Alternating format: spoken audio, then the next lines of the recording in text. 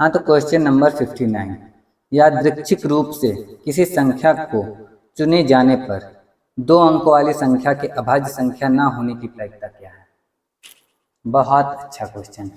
यादृच्छिक, पहले तो सबसे पहले 2 अंकों की कुल कितनी संख्या हो सकती है ये बता दो हमें, क्योंकि जब भी हम 2 अंकों की संख्या चुन रहे हैं, यादृच्छिक रूप से चुन रहे हैं, तो 2 अंकों की संख्या में से ही 2 अंकों की संख्या चुनेंगे ना। तो देखो 1 से 99 तक में तो 99 संख्याएं होती हैं, लेकिन 1 से 9 अगर हम घटा दें, क्योंकि 1 से 9 तो हमारी 9 अंकों की 1 अंकों की संख्या है, तो 9 संख्याएं माइनस हो जाती हैं, तो बचती है 90। तो कुल 2 अंकों की कुल संख्या, 2 अंकों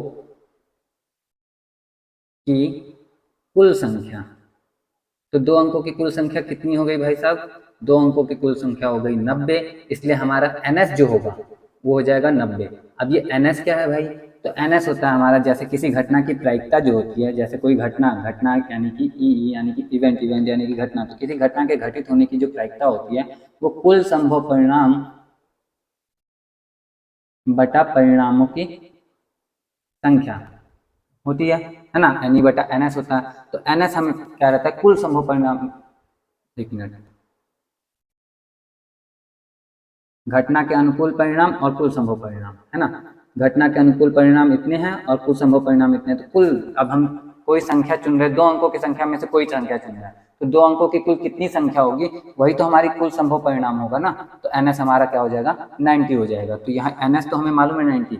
अब PE पता करने के लिए हमें NE पता करना पड़ेगा। NE क्या है इसको समझते हैं। तो घटना के अनुकूल परिणाम, घटना के अनुकूल परिणाम यानी कि अब हम देखो 2 अंकों की संख्या बहुत सारी है, 11 से स्टार्ट कर, 10 से स्टार्ट करते हैं, 10, 11, 12, 13, 14, 15, 16, डॉट डॉट डॉट कहाँ तक, तो ये है हमारा 99 तक, और ये टोटल 90 संख्याएं हैं हमारे पास में, ठीक है। अब इसमें से हमें कौन सी संख्या चुननी है, हमें चुननी है अभाज्य संख्या, यानी कि ई जो है हमारा वो आ जाएगा अभाज्य संख्या। अभाज्य संख्या कौन कौन, यानी कि 11, 13, फिर 17, 19, डॉट डॉट डॉट कहाँ तक जाएगा ये, तो कहाँ तक जाएगा भाई ये 93, 90, अच्छा 93 तो नहीं होगा, 94, 95, 96, 97, 97 किसी से विभाजित होता है क्या, 97 शायद किसी से, 9, 7, 16, शायद 97 किसी से विभाजित नहीं होता,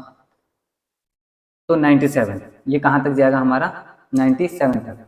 तो ये कुल कितनी संख्याएं, ये हमें कैसे पता चलेगा, तो बहुत ही आसान है, आपको पता होगा कि 1 से 100 तक के बीच में कुल 25 अभाज्य संख्याएं होती हैं, 1 से 50 तक के बीच में कुल 15 अभाज्य संख्याएं होती हैं, और 51 से 100 तक के बीच में कुल 10 अभाज्य संख्याएं होती हैं। लेकिन हम 1 से 100 तक के बीच की बात करेंगे, क्योंकि 25 अभाज्य संख्याएं हैं, और इस 25 में से 1 से 9 के बीच में जो अभाज्य संख्याएं थी, 1 से 9 के बीच में कौन कौन सी अभाज्य संख्याएं थी, तो 2, 3, 5, 7, 2, 3, 5, 7 और कुछ नहीं बचा ना। तो ये 4 अभाज्य संख्या हम क्या करेंगे, हटा लेंगे, क्योंकि वो इसके अंतर्गत नहीं आई है, NS के अंतर्गत नहीं आई है।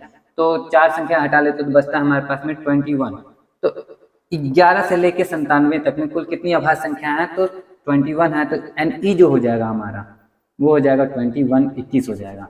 तो जब हमें 2 चीजें मालूम है अच्छे से, क्या क्या मालूम है, NE मालूम है और NS मालूम है, तो 2 अंकों की सभी संख्याओं में से, 2 अंकों की सभी संख्याओं में से कोई एक संख्या यादृच्छिक चुना गया है, उस संख्या के अभाज्य संख्या होने की प्रायिकता जो होगी वो 21/90 होगी। अब 21/90 को हम काट सकते हैं, 3 से कटेगा हमारा, 3 7 21, 7/30, तो 7/30 हमारा राइट आंसर होना चाहिए।